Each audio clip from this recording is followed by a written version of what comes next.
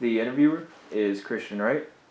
Today is October 21st, 2020, and we're at the College of Business and Technology at Morehead State University.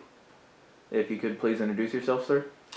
Yeah, my name's Dr. John Nelson. I'm the Dean of the Elmer Hurst Smith College of Business and Technology. And before you were dean, what department did you work in? Within the School of Business Administration, I was in the Department of Management and Marketing as an Associate Professor of Management. And how long have you worked for the university? I joined as an Assistant Professor of Management in fall of 2019, or 2011, I'm sorry. And do you live in Morehead or in the surrounding area? Yep, my family and I have lived in Morehead since 2011. And now we'll get into some of the COVID-oriented questions. When were you first made aware of the coronavirus, and when you heard about it, what did you think?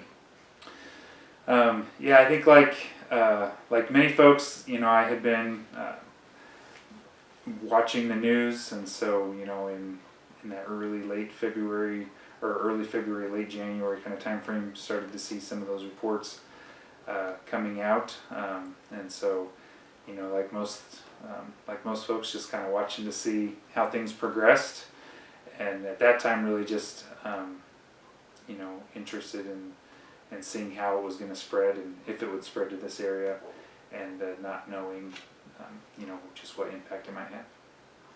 Yes, sir. And as we headed into March and spring break came up, there was a lot of information coming out pretty quick, and we really still didn't know much about the virus. How did that affect your job and any decisions you had to make?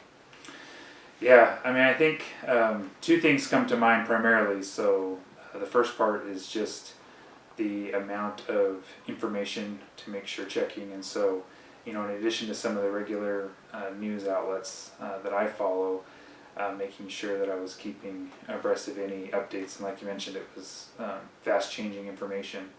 And so for me, incorporating some of that in addition to the regular news that I read, checking the different briefings from our state and federal governments, changing CDC guidelines. And for me, I also started following some well-known and well-established epidemiologists through different social media outlets. And so for me, it was really just trying to make sure I was up to date on that. As far as within my role, one of the things that I tried to do was just to make sure that we were preparing ourselves to be as flexible as we needed to, and that the faculty and staff that I've been working with were well informed, and that we were all kind of prepared to make whatever pivots we needed to, and to help maintain a sense of calm, that we needed to be prepared, but that we needed to do so in a deliberate manner. Yes, sir. And when we left campus and transitioned online, how did that affect your job, and how did that affect the department teaching students?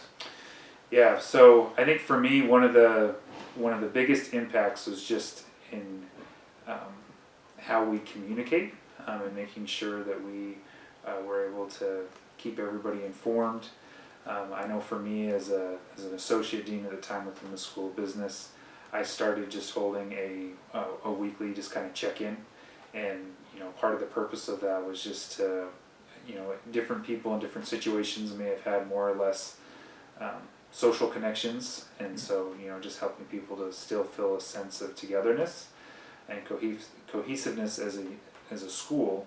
But also just to kind of make sure that I was keeping informed on how things were going within the various classes and how we were communicating with students and things of that nature. I think the other big aspect beyond that, kind of on the more day-to-day, was just we did have to adjust some of our regular processes, and so you can imagine just paperwork and things of that nature, quickly transitioning to a fully online approach there. And making sure that we revised whatever regular processes we had in the way we needed to.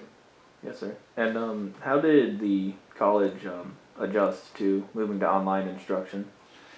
Yeah, I can't say enough about the faculty and staff and students that were involved. It's still pretty inspiring to me to think about the number of courses that were changed pretty radically in some situations in a really short period of time. One of the benefits within our college is that we do have some online programs, and so we did have a large number of our faculty that have extensive online teaching experience, and so I think that really came through in making these adjustments. That being said, even in my own experience, we tend to design courses differently, to fit online versus face-to-face needs, and so there really was a pretty heavy lift among folks to quickly update those courses and to move things online. And to me, that was just really awe-inspiring to see that much effort in such a short period of time to really try to do right by students in every way that people could. And moving towards this semester through the summer, what was the planning process like to both plan for the upcoming semester and make sure that there was a good plan for students to remain safe? Yeah, there was just a lot of discussions, a lot of opportunities to try to gather feedback. One of the challenges, particularly over the summer, is that we don't have as many students enrolled in courses over the summer, and so some of your typical approaches for getting feedback from students as stakeholders, that's a little more complicated, and same thing with faculty as well. So I know that's something that we spent a lot of time talking about in our college and in university meetings that I was involved with, is trying to understand some of those folks' needs while we weren't able to have as many of those discussions as we might have usually liked, but really trying to take those perspectives as much as we could. And I think a lot of the discussion was around trying to make predictions in terms of how things might continue to play out, which is always tough because most of your prediction models became far more limited than usual because of all the changes, and so I'm just trying to look out and make the best predictions we could. And I think for the most part really tried to lean with a conservative approach. There was a lot of discussions in terms of what are the decisions we need to make, and at what point do we need to make these decisions to give people enough time to be able to implement them, but that we can also gather as much information as we can before we had to make any decisions. And how has pandemic changed how you use technology? Sure, that's a good question. I think in many ways it hasn't necessarily changed the qualitative function of how I use technology. Was very reliant on it before, but I think the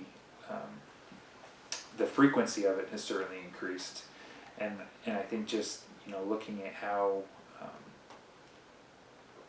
different aspects that we used to use semi-frequently, now far more frequency. So we made the decision pretty early on, even as we began to open up campus, to try to do as much virtually as we could. And so certainly I think the biggest change for me has been any meetings that we've had have moved to WebEx or other virtual forums. And so in some ways that's those meetings are still the same meetings, but they are certainly a little bit different to lead and to have discussions in and to help people develop new norms around some of those virtual meeting processes. And how do you feel that the pandemic has affected the fields of business and technology? I know those are probably two very separate answers. Yeah, what will be interesting to me, looking at my own, from my own just academic discipline when we look across business, historically we tend to make very far-reaching predictions in terms of how things are going to change long term, and those predictions tend often to not be all that correct. Making predictions is really tough. And so, when we saw work-life balance and remote work, we've seen a lot of those discussions for a long time within just the human resource management literature. I know initially there was a lot of organizations that were quite excited about some of the work that and output that they saw from remote work. We've definitely seen that change over time, and I think it'll probably be somewhere in between. There does seem to, I think this is highlighted just where there's really some benefit to having face-to-face meetings and some of that face-to-face work and action. But I do think we'll see an increased aspect of virtual work in business going forward, probably some different footprints. And my own personal prediction, I think this has just highlighted some of the challenges of potential pandemics, particularly in a global economy. And so as we look at that and recognizing that any sort of virus, regardless of where it might originate from, can really spread very quickly now with the way that our businesses and travel are situated. And so I do think we'll see some at least more contingency planning for that among businesses. And I think in technology it's just really highlighted some of the needs of these tools, and I think we'll be more cognizant in terms of where these tools are most appropriate and how we want to use them going forward. And just in your personal opinion, do you think the pandemic will drive us to move more towards automating what we can in certain fields? Just that way it reduces the likelihood another pandemic would potentially have negative effects on it.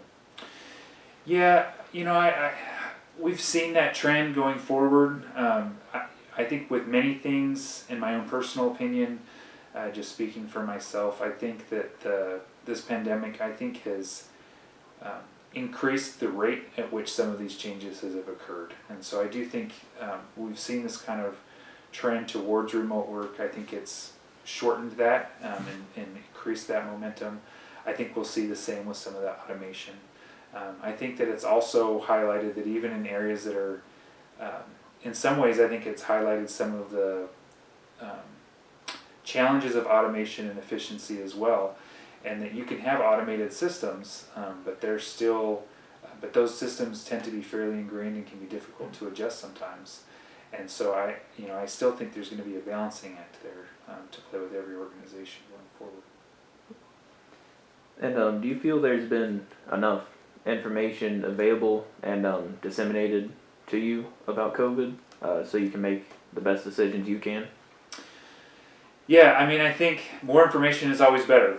But I think as I certainly from my role in terms of the information I've gotten from the university, very, very confident in that. I think there's been a pretty transparent process that's been used and a lot of information sharing, which I think has been really important as I've needed to make decisions for the college.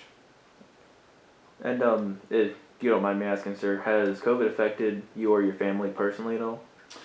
Yeah, I think I think everybody's been impacted personally in one way or another. I haven't had anyone in my immediate family that has tested positive, but we do have family and friends that we're aware of that have, and it certainly has upended family life. I have 2 children, and so they, like all of our students here, moved to online education in the spring, and that's continued on into the fall, and so just kind of balancing that aspect, and particularly related to their growth and development.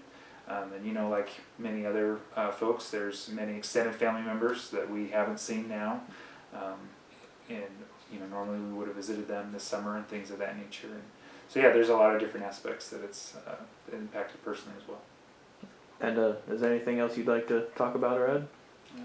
I don't think so. All right, well, thank you for your time. Sure thing.